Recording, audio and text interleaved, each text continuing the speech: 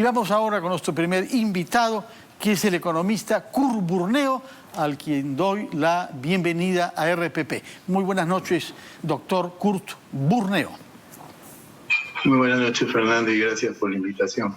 Bueno, usted es un economista con mucha experiencia, ha sido ministro y trabaja en la Escuela de Negocios de la Universidad Católica y tiene varias publicaciones, conocemos sus contribuciones, pero en los últimos días se ha hablado mucho de usted por un contacto que ha establecido usted con el candidato de Perú Libre, Pedro Castillo. Cuéntenos, por favor, en qué ha consistido este contacto y cómo ha sido posible. Bueno, entiendo yo que por el lado del profesor Castillo estaban interesados en tener un plan de gobierno mejor perfilado, quizás.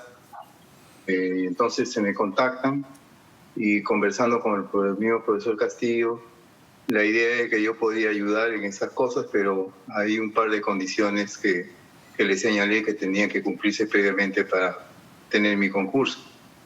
Y lamentablemente yo sé que la pregunta es cuáles eran las condiciones. Sí.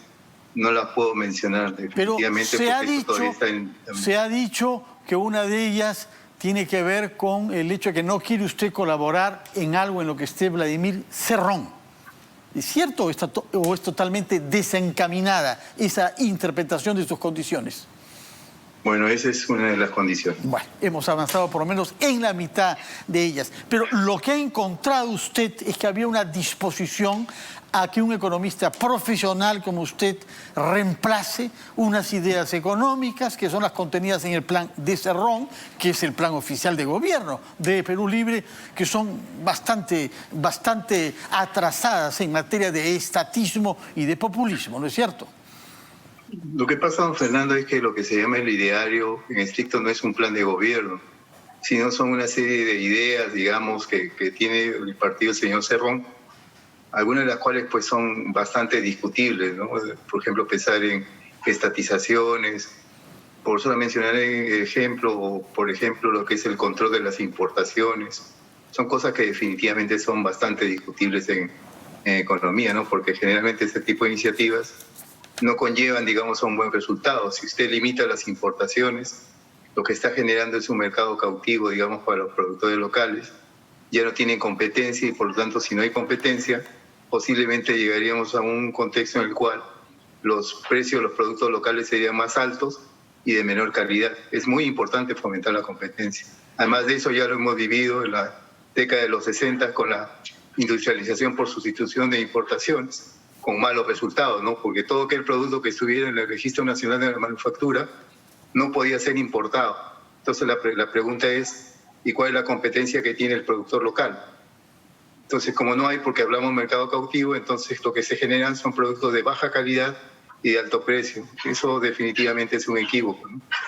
Entonces, solamente como referencia. Claro, debemos concluir que usted es un economista riguroso, que no hace concesiones al facilismo populista y que, sin embargo, bajo ciertas condiciones, colaboraría con Pedro Castillo. Esas condiciones tienen que ver con lo que nos ha dicho usted, que acepte ciertos parámetros económicos reñidos con lo que usted llama ahora el ideario de Perú Libre. Sin duda, ¿no? Hay cosas que definitivamente no son aceptables ni en la teoría ni en la práctica. Y este tema de la limitación o restricción de importaciones es algo que ya ha pasado en el Perú décadas atrás y hemos visto los resultados desastrosos. Entonces, obviamente yo no podía estar en coincidencia con ese tipo de iniciativas. Como que tampoco eso existe en ningún lugar del mundo, ¿no? O sea, la práctica, inclusive la práctica de política macroeconómica, política pública, en cuanto a las acertadas, no dependen, yo diría, ni de izquierda ni de derecha, simplemente son elementos de práctica que uno ve en la evidencia internacional y está claro que restringir importaciones no es una buena idea. ¿Qué otras malas ideas son para usted líneas rojas que no pasarían? Nos ha mencionado que se opone a la restricción de importaciones, pero hay otros temas que conceptualmente causarían que no puede usted colaborar con un equipo que asume esas ideas equivocadas. Por ejemplo, hablar de control de precios también. Desde el momento, digamos, en que se intenta establecer precios artificialmente definidos, obviamente precios por debajo de los precios de equilibrio, si uno deja jugar la oferta y la demanda.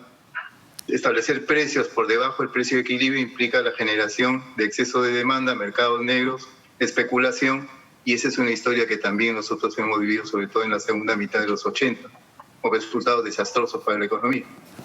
Otro tema que introdujo el candidato Castillo, es cierto, durante los primeros días de su campaña por la segunda vuelta, entre tanto está más discreto, es el tema de estatizaciones o nacionalizaciones. Su posición frente a esta idea. Eso depende de los objetivos, en verdad, ¿no? Yo creo que ahorita existen, por ejemplo, 35 empresas públicas, 100 empresas públicas, o sea, de propiedad del Estado. Sin embargo, todas las empresas públicas ahorita que están bajo el ámbito de FONAFE generan utilidades. Y eso me lleva a pensar lo siguiente, que la performance de una empresa no depende tanto si es pública o privada. Depende, digamos, si mira al mercado para tomar sus decisiones. Porque inclusive una definición de privatización según el Banco Mundial es que una empresa pública se privatiza cuando toma el mercado para adoptar sus decisiones. A eso yo añadiría cuando hay independencia del directorio respecto al poder político y sobre todo tener directorios y altos funcionarios calificados debidamente, digamos, para poder manejar una firma. Entonces uno lo ve que siendo empresas del Estado, las 35 empresas que están bajo el ámbito de FONAFE son rentables. Por ejemplo, para que tengan una idea, en el caso del Banco de la Nación, las utilidades, el 50% de las utilidades del Banco de la Nación se van directamente al Tesoro Público. En realidad es como una suerte de descapitalización, ¿no? Porque lo que pasa usualmente con las empresas es que sus excedentes, sus utilidades las reinvierten para ser más competitivas. Pero a pesar de eso, el Banco de la Nación sigue siendo, por ejemplo, una empresa pública rentable. Yo insisto, eso depende mucho, digamos, de la calidad de los funcionarios y del directorio, y sobre todo que hay independencia respecto al poder político. Eso es fundamental. O sea, no implica necesariamente que una empresa pública tiene que ser deficitaria. Eso depende de la calidad de la gestión. Y como digo, mirar al mercado para adoptar sus decisiones es una forma de privatizar, no lo digo yo, lo dice el Banco Mundial. Claro que sí. Vamos a ir a una pausa, si me permite, señor Curburneo, después de la cual quisiera que usted aborde otro tema que ha dado lugar a muchas polémicas en torno al ideario de Perú Libre, que tiene que ver con la renegociación de los contratos suscritos con empresas que invierten en el Perú, particularmente las empresas mineras. Pero hablaremos de eso, por favor, después de la pausa. Curburneo.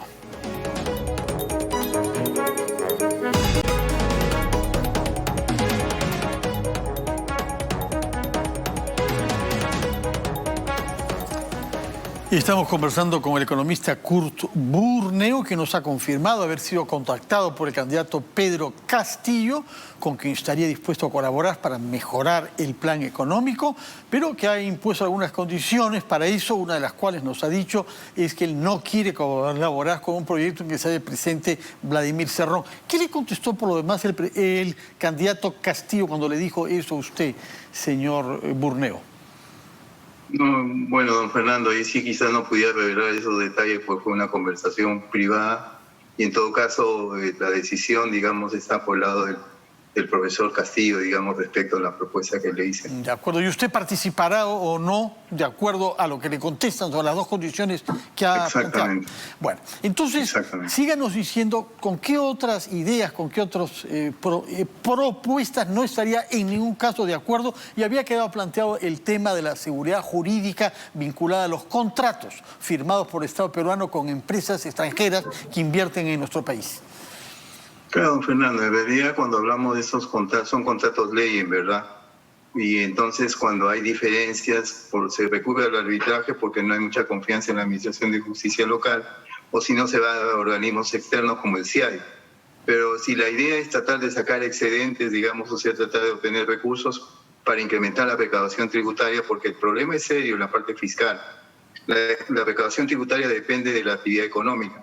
Si la actividad económica no se reactiva en términos importantes, tampoco lo va a hacer la recaudación tributaria. Y como consecuencia de eso, que todavía no hay una reactivación importante en la economía, la necesidad de subsidios para empresas y personas naturales todavía se van a mantener. Entonces, si usted mantiene subsidios y su recaudación no se incrementa, entonces tiene un problema fiscal que necesita pues financiarse, y eso implica colocar más deuda pública. Más deuda pública significa menor solvencia o sea, más endeudado como país, más riesgo, y por lo tanto en colocaciones siguientes de deuda soberana, deuda del Estado, el rendimiento que van a exigir los inversores va a ser mucho más alto, como consecuencia de ese mayor riesgo. Entonces, esa parte fiscal es bien importante para tener en cuenta. Ahora, si nosotros nos fijamos, por ejemplo, si la idea es recaudar más sobre la base de las empresas extranjeras o de las subsidiarias de corporaciones multinacionales, una cosa que cabría revisar, por ejemplo, es cuánto se recauda por impuesto a la renta, los impuestos de tercera categoría, pero adicionalmente podría considerarse que durante la pandemia no le ha ido mal a varias empresas, a varios sectores, por ejemplo, el sector bancario, el sector retail, todo lo que es la parte del sector farmacéutico en el sentido de mascarillas y todo lo demás. Entonces, perfectamente se podría aplicar en la medida que estamos hablando de una situación de mejora en cuanto a la actividad económica para estas firmas en estos sectores. Podríamos hablar de una situación excepcionalmente mejor en términos de resultados y por lo tanto tendría todo el sentido aplicar, digamos, un impuesto extraordinario, vamos a decir, a las sobreganancias, casi como se hizo con el sector minero en el año 2011, que se le dio el nombre de contribución o aporte voluntario, pero en estricto es un impuesto extraordinario que duró en la medida en que duró los precios altos de los metales. Algo parecido se podría hacer aquí, respetando los convenios y sobre todo, digamos, viendo la necesidad de que se necesita recaudar más. Este tipo de impuestos extraordinarios es una posibilidad perfectamente factible y de sentarse a la mesa, digamos, para explicarles esto a los sectores que estarían implicados, tendría mucho más sentido que creo yo que cualquier imposición unilateral. Claro que sí. ¿Qué explicaría usted a sus interlocutores de la campaña de Pedro Castillo respecto del rendimiento de la economía peruana los últimos 20 años? Porque hay quienes niegan que hayan habido progresos generados por el crecimiento económico que se han traducido en menor mortalidad infantil, ampliación de la esperanza de vida y sobre todo reducción de la pobreza. Lo que pasa, don Fernando, es que hay que mirar en cuanto a la reducción de la pobreza, ¿a qué responde? Cuando uno revisa la literatura sobre el tema, reducciones sostenidas de la pobreza se da cuando hay más empleo, cuando hay más demanda de empleo, y eso está conectado con la actividad económica. El otro problema es que si usted reduce la pobreza a punta de programas solamente asistenciales, en realidad esos programas asistenciales existen en la medida en que hay recursos por el lado fiscal. No está resolviendo el problema de la pobreza, la está parchando nada más, porque definitivamente hay una alta probabilidad de que esos antiguos pobres regresen a hacerlo desde el momento en que ya no están considerados en programas de carácter asistencial. Entonces eso hay que mirarlo, digamos, en términos muy concretos, porque, como le digo, países que han tenido éxito en reducción de la pobreza, para que tengamos una solución sostenible, ha estado en función, evidentemente, digamos, de un aumento en la demanda de empleo y eso conectado con mayor actividad económica, sin duda. ¿Y qué es lo que haría usted para promover más empleo? ¿Qué es la idea? ¿Cuál es el plan que usted propondría al candidato Castillo si tuviera que asesorarlo? La cosa es muy simple. Uno, dentro de lo que es el Producto Bruto Interno, o sea, que mide cuánto de riqueza se genera, cuánto de actividad económica hay. El PBI lo podemos dividir entre el PBI primario y no primario. El PBI primario son básicamente la parte de industrias extractivas, pesca, minería, hidrocarburos. El PBI no primario corresponde a manufactura, servicios, construcción.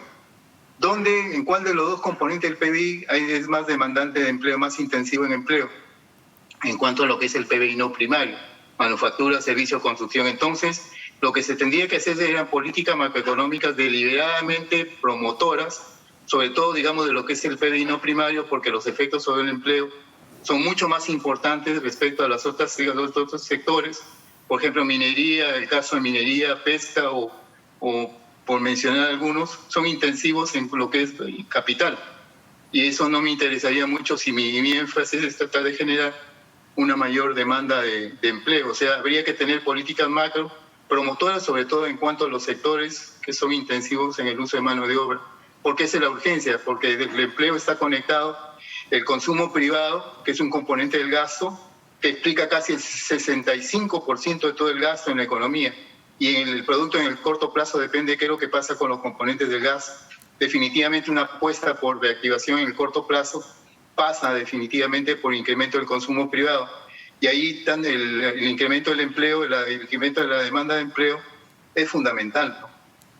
¿Qué haría usted para resolver el tema pensionario en el Perú? Como usted sabe, ha habido una polémica a lo largo de los últimos meses sobre el Fondo Público de Pensiones y las AFP privadas.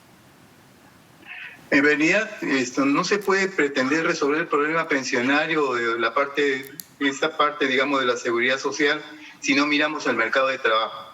Si el mercado de trabajo sigue con los niveles de informalidad que observamos, por ejemplo, hasta antes de la pandemia, 7 de cada 10 trabajadores eran subempleados, por lo general informales, y eso se ha incrementado a 8.2 como consecuencia, digamos, de la pandemia. Eso quiere decir que si no quiere trabajar en serio lo que es una reforma del sistema previsional, tendríamos que mirar también cómo hacemos para que se formalice el mercado de trabajo, porque si no, estamos discutiendo solamente una minoría, 3 de cada 10, y qué pasa con los 7 restantes. ¿Cuál es la perspectiva de ellos cuando sean adultos mayores si nunca contribuyeron, digamos, a ningún sistema previsional? Entonces yo creo que ahí sí, hablar de una reforma previsional implica necesariamente hablar de una reforma en el mercado de trabajo para formalizarlo, ¿no? Bueno, hemos conocido algunas de sus ideas económicas. Una última pregunta que tiene más bien que ver con la gestión que ha hecho de este contacto con el candidato Castillo. Se habla de que hay otras personas que han elaborado otro plan, llamado Plan 200, que le ha sido presentado y que este grupo estaría liderado por Miguel del Castillo. ¿Tiene algo que ver con este grupo? ¿Ha tenido algún contacto con esas personas usted? En lo absoluto. El único contacto directamente ha sido con el profesor Castillo hace algunos días. Bueno, con nadie más. Debemos presumir entonces que hay diversas personas que se han acercado recientemente al candidato Castillo, entre los cuales usted a título individual, por lo que me dice, ¿no? Pero otros... Bueno, no, a quien tocó la puerta fue el profesor Castillo. De acuerdo. O sea, buscando a ver si lo podía ayudar, pero bueno, ya hemos conversado sobre eso con Fernando, vamos a repetir. Veremos entonces en el curso de los próximos días qué resultado dan esas dos condiciones que ha puesto usted. Claro por lo pronto ya sabemos una, que es seria, que es que el señor Cerrón quede afuera de este plan de gobierno. Muchas gracias por sus declaraciones, por el tiempo que nos ha dedicado, profesor Kurt Burneo. Vamos ahora a hablar sobre otro tema, la reforma.